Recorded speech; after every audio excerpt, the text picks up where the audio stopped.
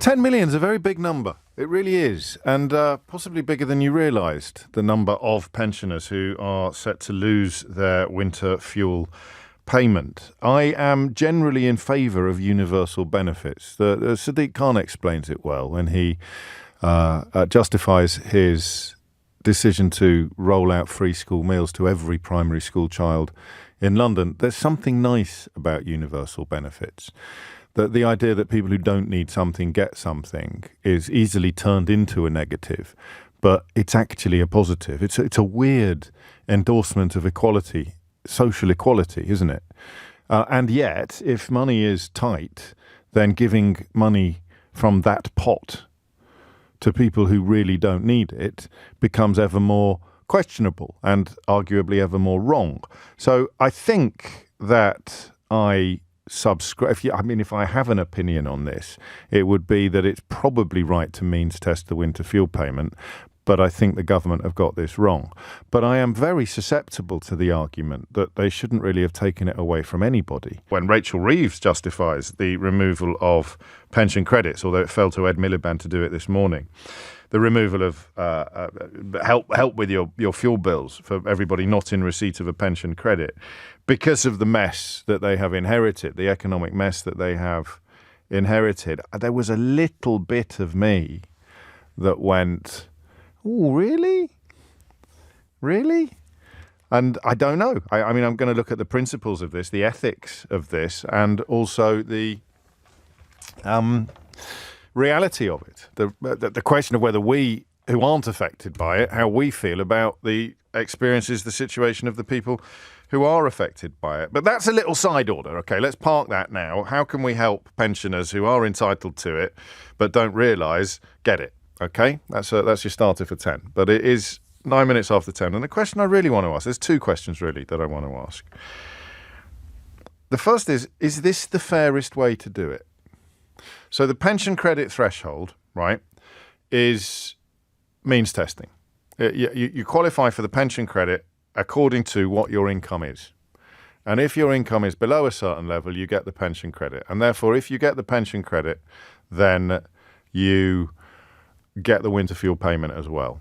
But that means that if you're £1 below the threshold to get the pension credit, you're £1 above, I beg your pardon, the threshold to get the pension credit, you're going to lose your £300 fuel payment as well. Now, every pensioner in the country has lost money, lost help with their fuel bills because, amazingly, under Liz Truss, everybody got help with their fuel bills because the prices rocketed so much that the government actually had to step in and provide a form of universal credit to everybody. Everybody got a bit of help with their energy bills. So pensioners have already lost that. 10 million pensioners are now losing the £300 a year as well. 880,000 pensioners who should be getting the £300 and the pension credit are currently not lined up to receive that. And yet the question of whether this is the fairest way to do it is one that I cannot answer alone. I actually don't know. How many times have I said to you that thresholds are brutal policy mechanisms, whether it's the benefit under which you get child benefit, anything that's means tested is potentially very, very brutal. You can live over the road from someone who earns £5 less than you do, and as a consequence of that, they receive a benefit worth much more than £5. But how else do you do it?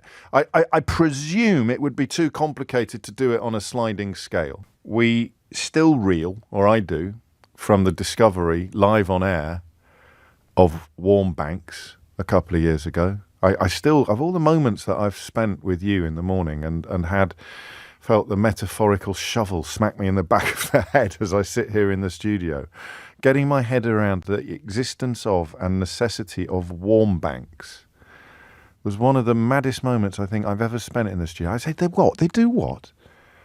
And I should have seen it coming because I spoke to people during the sort of worst times of the cost of living crisis who were only turning on the radiator for an hour a day or sitting in a room under blankets watching television in balaclava helmets. I spoke to people who were physically cold all the time. You remember, I know you do, and you possibly think I refer to it too often, but I have no control over what lands heaviest in my mind. I remember the wife of the teacher in Great Yarmouth who had outdoor coats for her children because they were so cold that normally they wore coats inside. And when they went outside, they needed an extra layer. So they'd have an outdoor coat to go over the top of the indoor coat. Cold. In the United Kingdom in the 21st century, the fifth or sixth largest economy in the world, and people were too cold. They were too poor to heat their homes. Working people too poor to heat their homes. In the case of pensioners, perhaps, people who have worked all their lives, ending up too poor to heat their homes. It's not right. It's not right. But is the Labour policy fair? Is it the only way, the best way, the fairest way to do it? 0345 6060 973. I get your calls on a bit earlier, actually. We'll move, Mark. We'll talk to Martin after 11, and I want your calls to come on now, all right? So how is it going to affect you? Is it, for the rest of us, if you like, fair? We have to acknowledge some people are going to be right on the line, right on the threshold. That is the nature of a policy like this one, and tough. But that's the way it is. I don't know. I honestly don't know. You may well know more about this than I do. And here's the big question. So we were talking this morning about Labour losing members and Keir Starmer's approval ratings dropping a bit.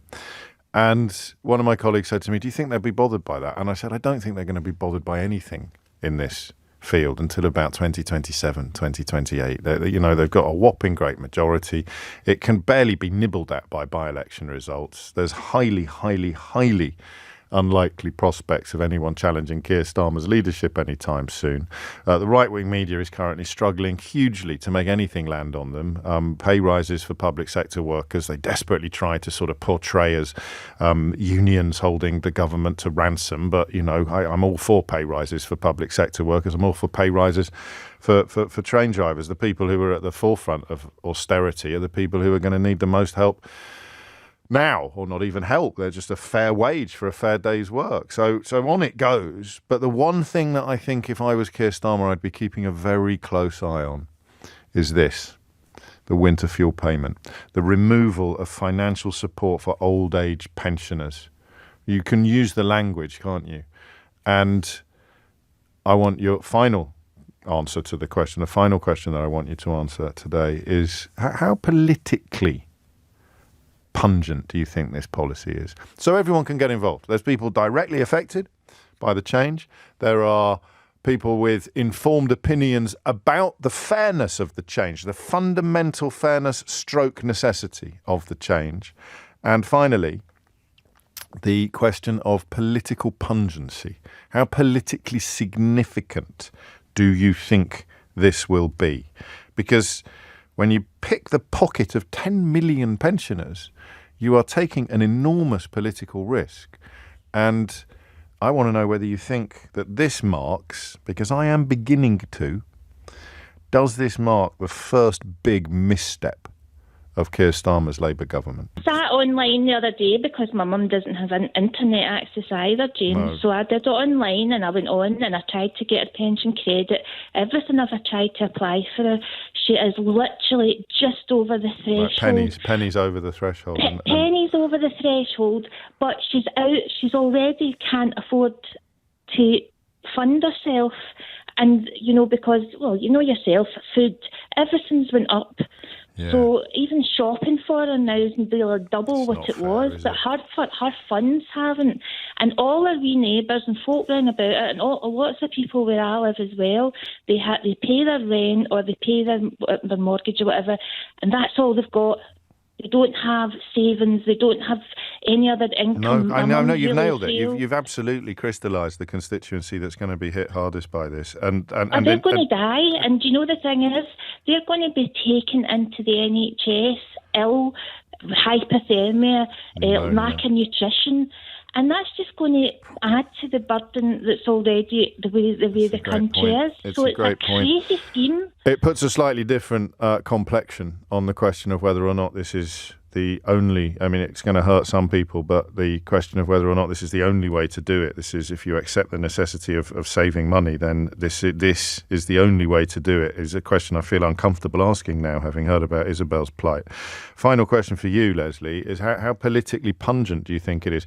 Because if I were to be really cynical, I can't really see this pushing traditional Labour supporters into the arms of the Tory party, I can see it pushing them into apathy or not bothering to vote or feeling very let down by the Labour Party. But this, in terms of political impact, how big a mistake do you think Keir Starmer is making?